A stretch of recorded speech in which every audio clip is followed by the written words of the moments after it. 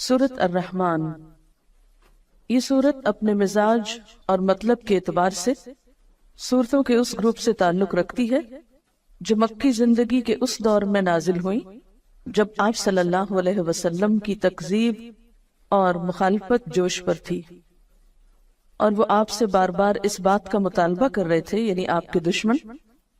کہ انہیں کوئی نشانی دکھائی جائے، کوئی معجزہ دکھایا جائے، اور اگر ان کے مطالبے پر معجزہ یا عذاب نہیں آتا تو پھر وہ محمد صلی اللہ علیہ وسلم کی دعوت کو نہیں مانیں گے، اور اگر دنیا میں عذاب نہیں آتا تو اس کا مطلب یہ ہے کہ آخرت میں بھی نہیں آنے والا۔ اس کانٹیکسٹ میں یہ سورت نازل ہوئی۔ اس سورت میں ایک آیت فَبِأَيِّ آلَاءِ رَبِّكُمَا تُكَذِّبَانِ کی بار بار تکرار ہوئی، تو یوں لگتا ہے کہ جیسے مخالفین اپنی ضد میں مبتلا تھے، تو اللہ سبحانہ وتعالیٰ کی طرف سے بھی جو کلام آیا اس میں ان کے جواب میں مختلف آیات کو بار بار دہرا کر ان کی ضد کو ختم کیا گیا۔ کسی بھی بات کو بار بار کرنے کا مطلب کیا ہے کہ مخاطب کو وہ حقیقت اچھی طرح سمجھا دی جائے، اس چیز کی طرف توجہ دلائی جائے جس کی طرف وہ توجہ نہ دینا چاہتا ہو۔ قرآن پاک کا یہی انداز دراصل ایک مؤثر انداز ہے کہ وہ مخاطب کے مزاج کو سامنے رکھ کر بات کرتا ہے۔ مخاطب اگر ضد میں مبتلا ہے تو اس کی سوچ کی اصلاح کے لیے ایسا انداز اور اسلوب اختیار کیا گیا ہے کہ وہ سوچنے پر مجبور ہو جائے۔ پچھلی صورت میں بار بار وَلَقَدْ يَسَّرْنَا الْقُرْآنَ لِلذِّكْرِ کی بات ہوئی، اور یہاں کلام کے آغاز میں ہی فرمایا بسم اللہ الرحمن الرحیم الرحمن علم القرآن، رحمان اس نے قرآن کی تعلیم دی۔ اس صورت میں اللہ سبحانہ وتعالیٰ کی بہت سی نعمتوں کا ذکر کیا گیا ہے، اور پھر ان نعمتوں کا احساس بھی دلایا گیا سوالیہ انداز میں فَبِأَيِّ آلَاءِ رَبِّكُمَا تُكَذِّبَانِ کہہ کر کہ تم اپنے رب کی کن کن نعمتوں کو جھٹلاؤ گے۔ حقیقت یہ ہے کہ انسان کو جتنی بھی نعمتیں ملی ہیں ان سب میں بہترین نعمت، اعلیٰ ترین نعمت، اور وہ نعمت جس کا سب سے پہلے ذکر کیا گیا وہ ہے قرآن کی نعمت۔ ساری دنیا کی نعمتیں ایک طرف اور قرآن کی نعمت ایک طرف۔ هو خیر مما یجمعون، وہ بہتر ہے ہر اس چیز سے جسے لوگ جمع کر رہے ہیں۔ اور یہ اللہ تعالیٰ کی رحمت کا نتیجہ ہے کہ مخالفین عذاب مانگ رہے ہیں اور اللہ تعالیٰ جواب میں اپنی رحمت کے طور پر ان کی اصلاح کے لیے قرآن بھیج رہا ہے۔ الرحمن، بے حد مہربان، بہت مہربان، علم القرآن، اس نے تعلیم دی ہے قرآن کی، اس نے سکھایا ہے قرآن۔ اہل مکہ کہتے تھے کہ یہ قرآن کسی انسان نے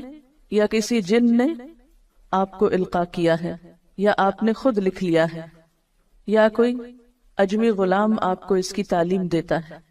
یا کچھ اور لوگوں کا خیال ہے کہ اہل کتاب کے علماء سے آپ نے شاید کچھ سیکھ لیا۔ فرمایا نہیں، کسی سے بھی کچھ نہیں سیکھا۔ علم القرآن، یہ قرآن رحمان کی تعلیم ہے، رحمان نے سکھایا ہے۔ اللہ تعالیٰ نے اسے نبی صلی اللہ علیہ وسلم کو سکھایا اور بذریعہ جبریل امین سکھایا، جس کا ذکر پیچھے سورۃ النجم میں گزرا، علمہ شدید القوا۔ اور پھر آپ صلی اللہ علیہ وسلم نے صحابہ کرام کو سکھایا، اور اس سے یہ سلسلہ چل نکلا جو آج تک باقی ہے اللہ کے فضل سے۔ تو قرآن کی تعلیم دینا ایک بہت اعلیٰ درجے کا کام ہے جسے رحمان نے اپنی طرف منسوب کیا۔ الرحمن علم القرآن، اللہ تعالیٰ کی صفات میں سے بہترین صفت اس کی صفت رحمت ہے، اور اس میں بھی مبالغے کا صیغہ رحمان ہے، تو یہ اس کی رحمت ہے کہ اس نے اس کی تعلیم دی۔ اسی لیے بندوں میں سے بھی بہترین ان کو قرار دیا گیا جو قرآن سیکھیں یا سکھائیں۔ گویا جو شخص یہ چاہتا ہو کہ اس پر اللہ کی رحمت نچھاور کی جائے، اللہ تعالیٰ کی رحمتوں کو پائے، اس کے لیے پھر اس کے سوا کوئی راستہ نہیں کہ اس قرآن کو سیکھے اور سکھائے، یا اس کو لوگوں تک پہنچانے کے لیے کوشش کرے۔ اور یہ حقیقت ہے کہ جو شخص بھی اپنی زندگی، اپنے وقت، اپنے مال، اپنی صلاحیتوں کا کچھ حصہ بھی اس کی تعلیم کو عام کرنے میں استعمال کرے گا،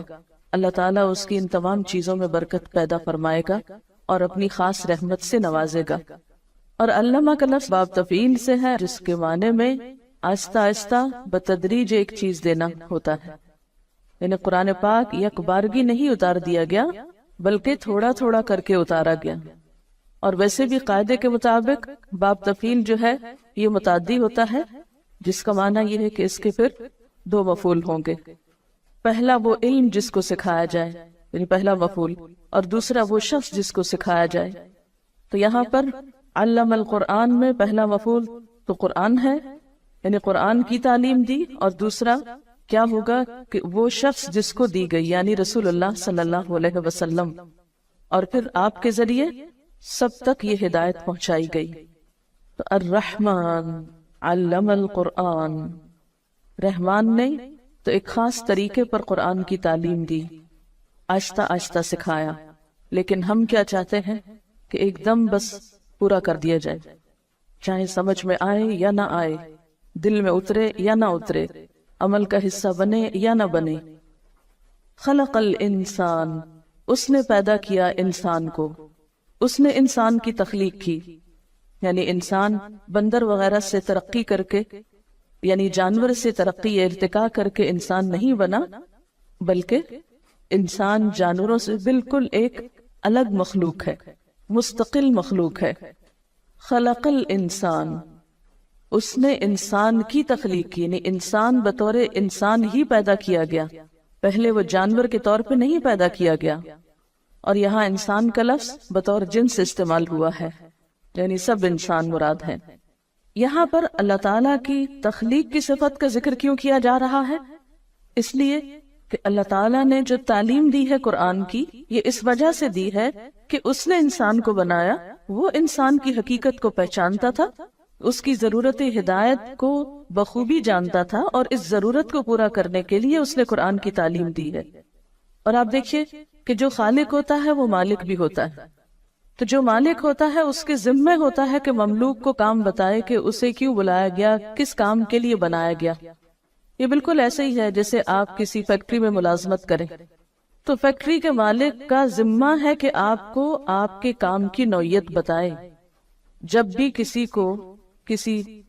محکمے میں یا کسی ادارے میں یا کسی دکان پر یا کسی فیکٹری میں مملوک کے طور پر یا کام کے لیے بلایا جاتا ہے، ایک امپلائی کے طور پر،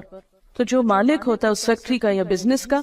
اس کی ذمہ داری صرف یہ نہیں ہوتی کہ لوگوں کو بھرتی کر لے، بلکہ اس کی ذمہ داریوں میں یہ ذمہ داری نہایت اہم ہوتی ہے کہ وہ آنے والوں کو ان کا کام بتائے۔ تو اللہ تعالیٰ نے انسان کو پیدا کیا، وہ انسان کا مالک ہے، انسان اس کے آگے مملوک ہے، لہٰذا یہ اس کی ذمہ داری تھی کہ وہ انسان جیسی مخلوق کو پیدا کر کے عقل دے کر اسے یہ بتائے کہ اسے کس لیے بنایا۔